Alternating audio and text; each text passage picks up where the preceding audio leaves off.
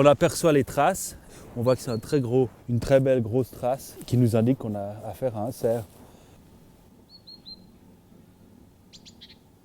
Ils ont traversé et puis ils sont partis pour rejoindre le champ qui est au nord de cette forêt, pour aller se nourrir cette nuit.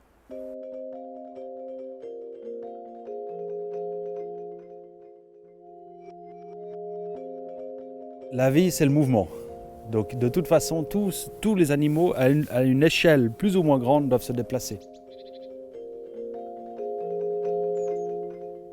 Quand on parle du cerf, on est plutôt sur des massifs forestiers avec toute l'agriculture, les champs, on est presque sur des pans de montagne.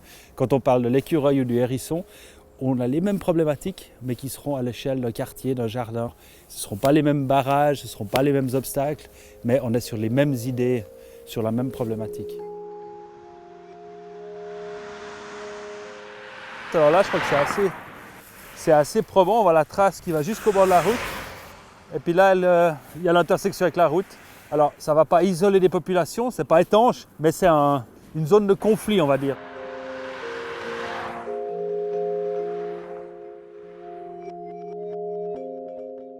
Ces barrages qui ont été créés, à un moment ou à un autre, vont isoler des populations. Comme on le disait, les bêtes ont besoin de se déplacer, elles ont besoin de se déplacer pour manger, pour se reproduire, etc. Mais ce qui est aussi très important, c'est qu'il faut qu'il y ait des échanges de gènes entre les différentes populations. Pour la végétation, c'est la même chose.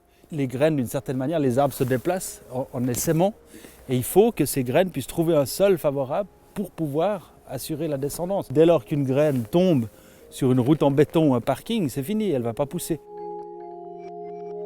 Alors le problème, c'est qu'il faut essayer de réfléchir en amont, avant que les poches de population soient isolées et puis qu'elles disparaissent, c'est que faire pour ne pas les isoler. Et ça, c'est fondamental.